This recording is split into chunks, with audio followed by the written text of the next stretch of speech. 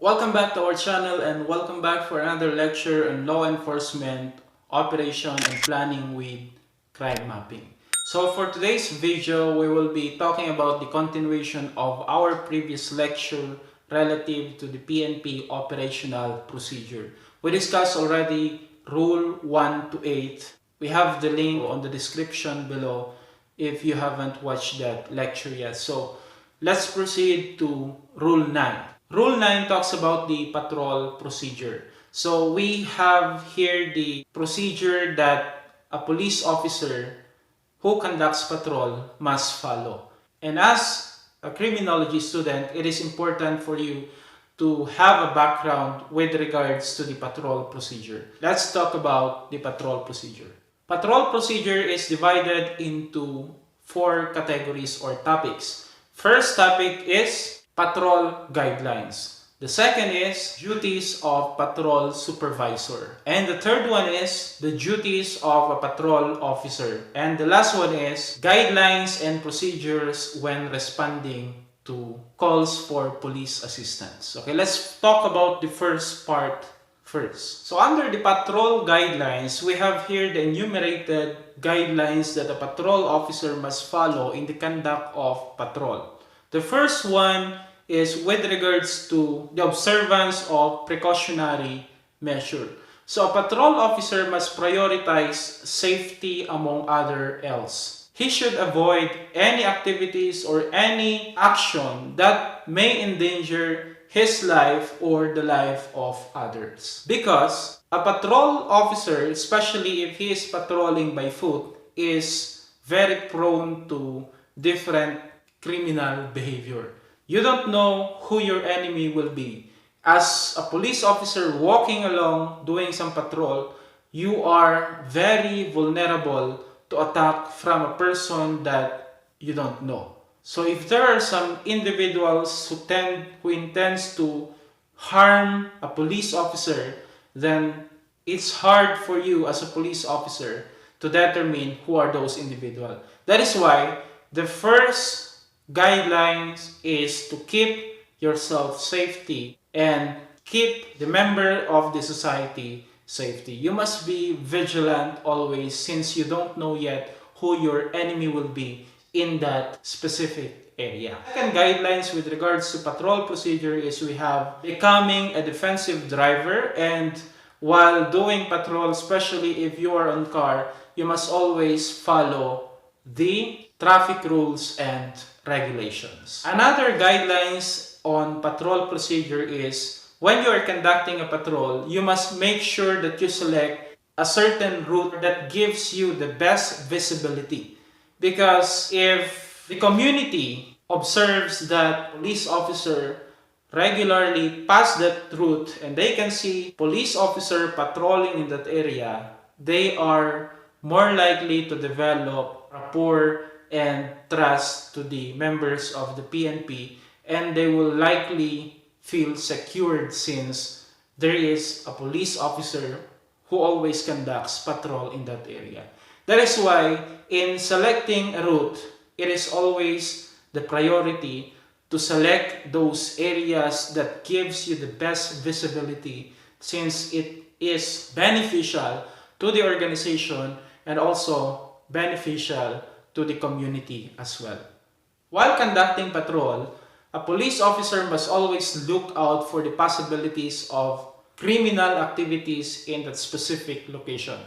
So you must always on the look of possible hideouts or possible criminals or possible individuals who have criminal records in that area. If you can identify those individuals who have criminal records and their residence in the area where you are conducting the patrol, then the better. Because when you're passing through those routes, you must make sure that you always be vigilant, especially if you know that those individuals had already committed a crime and they have the tendency to commit again another crime. If there are suspicious individuals in that area, you must always be on the look and observe their activities. And also, as a patrol officer, you must always try to develop a good rapport to the community. So how would you do that? Get to know the member of the community that resides where you are conducting patrol.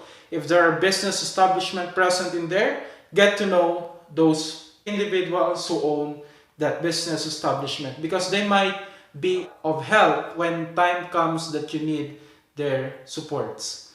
It's okay to talk and to conduct casual conversation with the members of the community, since it's part of building a good rapport to the community. While also conducting patrol, you must look out for uninhabited houses. If there are some houses in your route, then you must always be watchful to these places, because criminals or delinquents may make that or can make that as their hideouts, or can make that as their hangout, and many more. So you must always be on the look for uninhabited houses.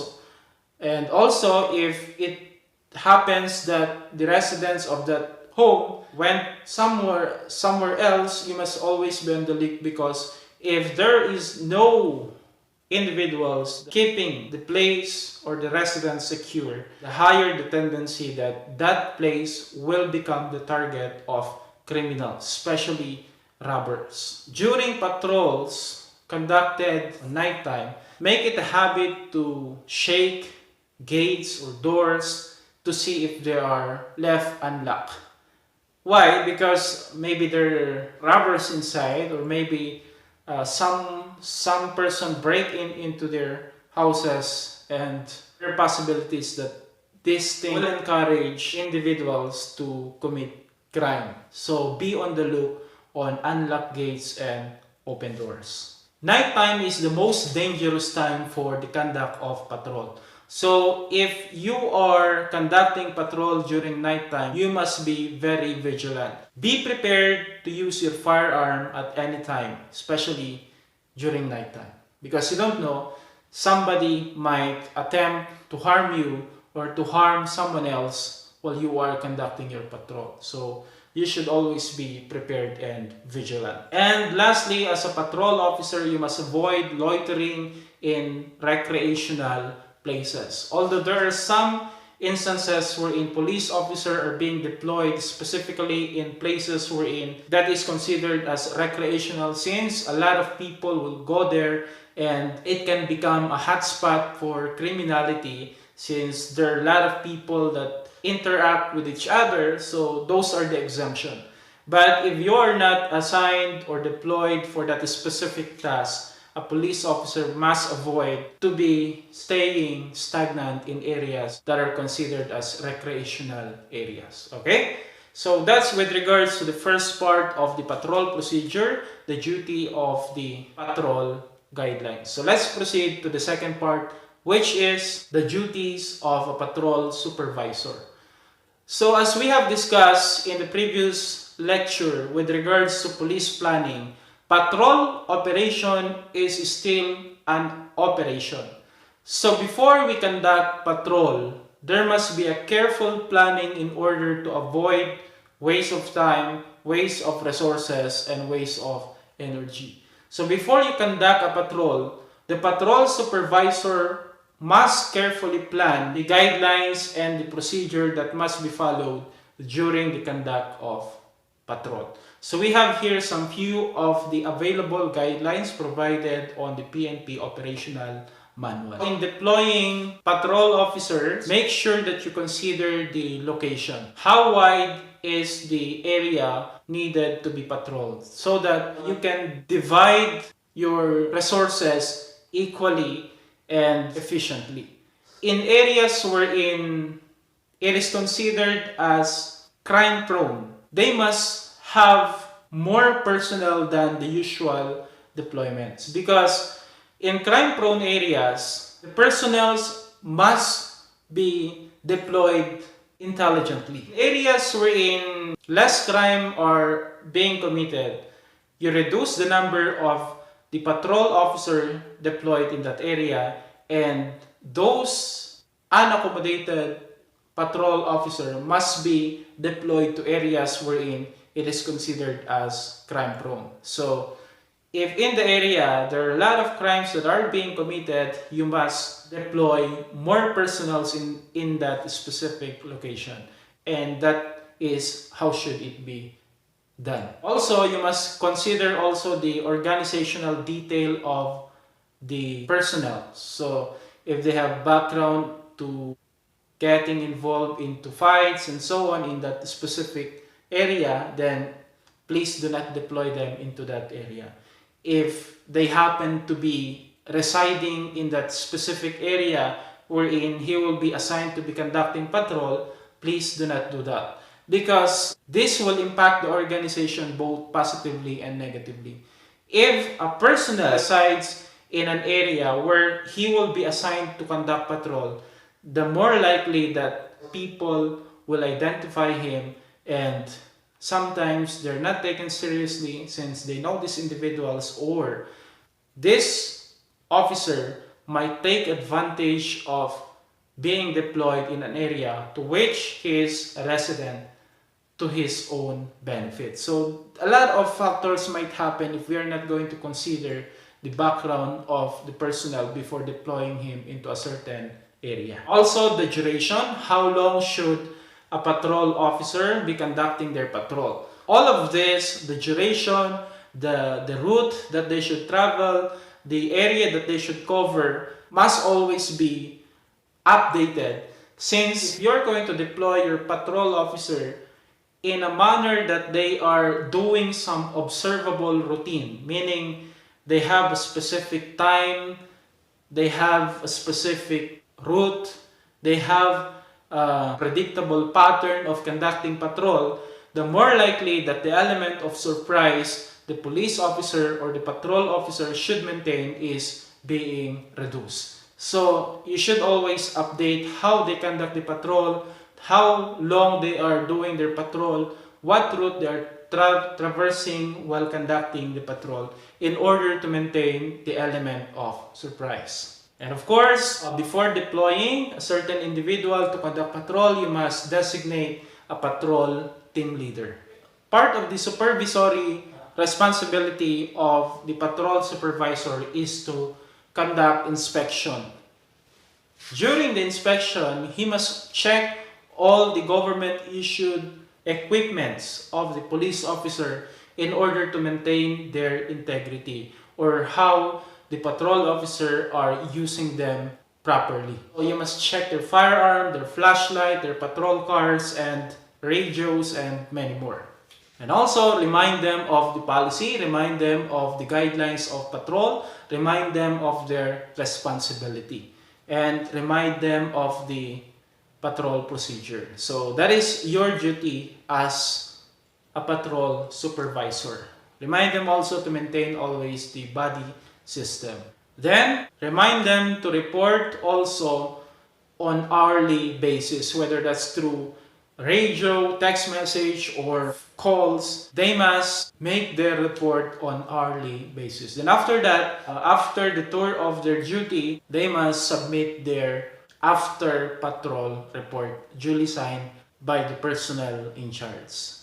After the conduct of patrol, a debriefing must be conducted in order to discuss what happened, what went wrong, what went right, and other issues that may need to be discussed in order for the conduct of patrol to improve. So that's the second part of the patrol procedure. Now let's proceed to the third part of the patrol procedure, which is the duties of a patrol officer.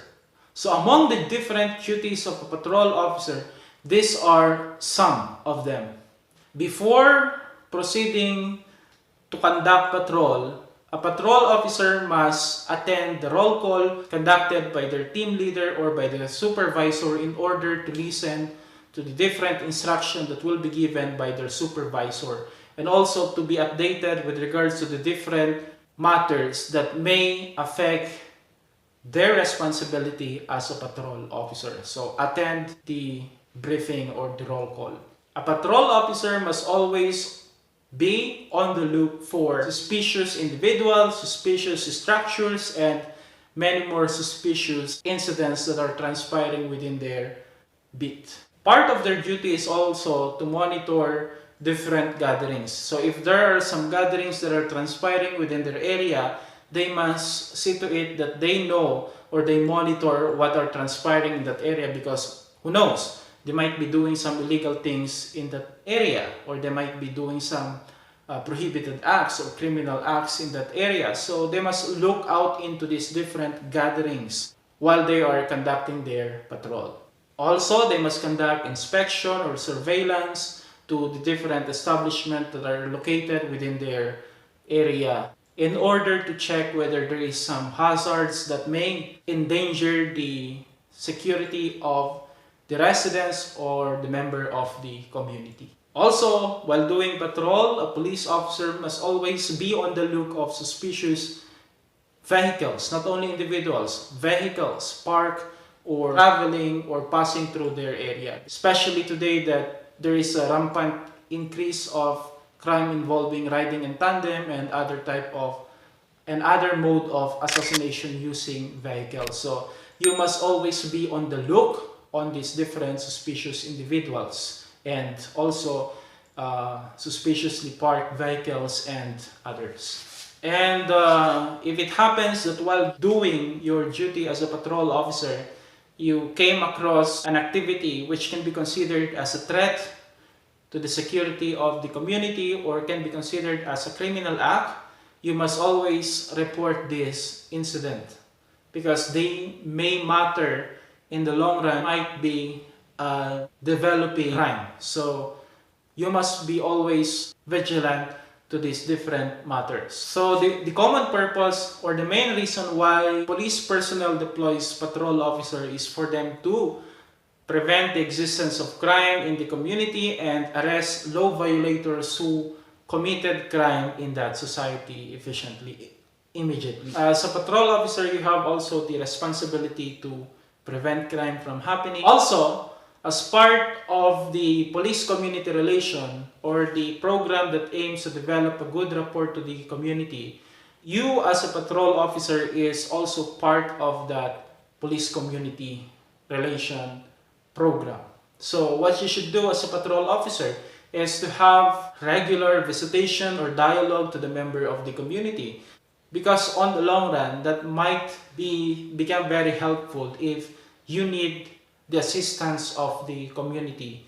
So if you had already developed a good rapport to that community, they will likely to help you in doing your job and in attaining the goal of the PNP, which is to make the society more secure and peaceful. And part of the duty of a patrol officer is also to assist the different agency of the government in performing their tasks, implementing the municipal ordinances, city ordinances relative to driving or relative to liquor bans and many more. So those are also part of their responsibility as a patrol officer. And also, as a patrol officer, whenever your service is needed by the community, do not hesitate to respond. Also, don't forget that while conducting patrol, a police officer must always possess all the equipments necessary or needed in the conduct of patrol, and he must always be on proper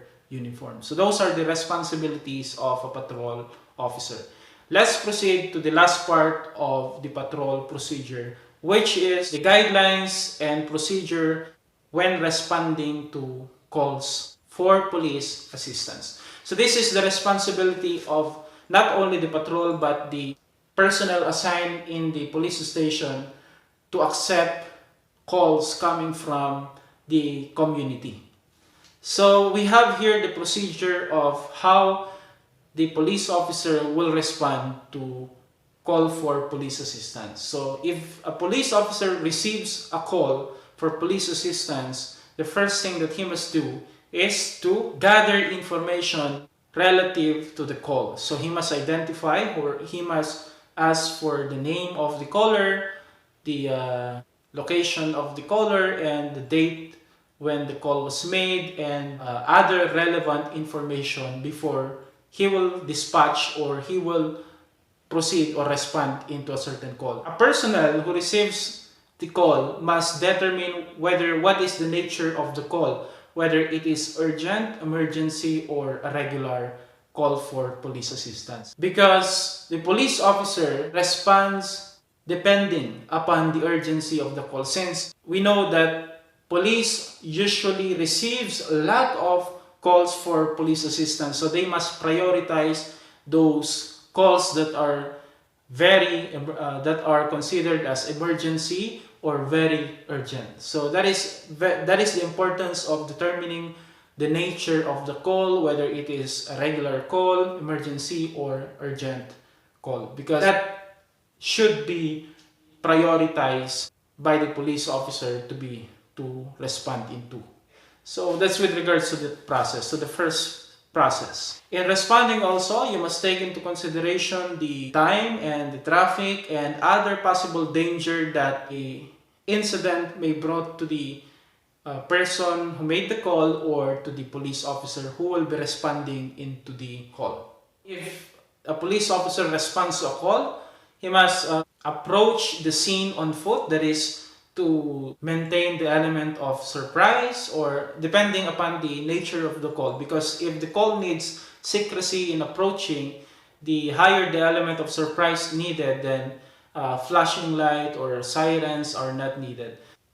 But if it needs to be responded with the regular way of responding, such as open lights, open sirens, and so on, then be it. But upon approaching the place where the incident is being committed or the crime is being committed, they must approach it on foot.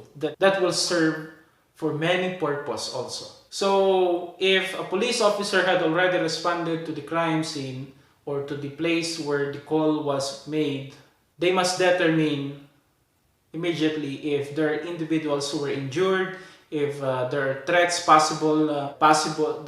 there are threats that are still present in the area, and all of those matter. The priority of personnel who respond into a certain call must be the safety of every individual, including himself. So if there are some person injured, take that as the most priority to bring the person to the nearest hospital as soon as possible. Second to that is to arrest the individuals involved in the incident. So, however, as I've stated, he must prioritize safety of the community. So if there are some injured individual, he must prioritize helping them out from arresting the perpetrator. But if there are many of them who responded, then basically they can attend to these different needs. They can attend to the injured person, as well as some of them will also try to arrest the individuals who committed the certain crimes. So that is what the patrol procedure provides with regards to this matter. So when responding to a brawl or tumultuous affray, what a police officer should determine is who started the brawl, and he would be taken out, isolated somewhere else. If the police officer cannot identify who started the brawl, then what he must do is to disperse the participants into that brawl and arrest them or interview them immediately to determine the causes of that incident. There are also incidents wherein police officers are being called to respond upon noisy neighbors, noisy equipments, and other neighborhood fights and so on. Those things needs no law enforcement response. However, a police officer must still respond to those things, as they may escalate into more serious incident. Upon responding to those incidents, what they need to do is to have a courteous way of dealing with what is happening in order to restore the peace in that specific area. There are some incidents also that the police officer will be called upon by owners of beer houses, wherein maybe there are some customers quarreling with each other, or some rowdy customers and so on.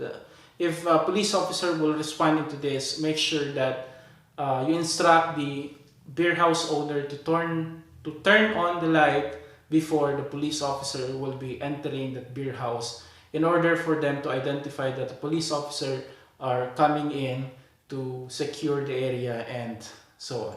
And with regards to domestic issues or domestic incidents, a police officer has no obligation to arbitrate or resolve the conflicts between quarreling husband and wives or between neighbors and so on. As a police officer, you must be there to enforce the law and not to arbitrate whatever is happening in there. So if you need to arrest those individuals involved therein, then arrest them and bring them to the proper venue wherein they can make some arbitration and make some resolution with regards to the reason why they are quarreling. So those are with regards to the different patrol procedures that you as a criminology student must know, and I do hope that you learn something from this specific topic. So that's it for today. See you next meeting.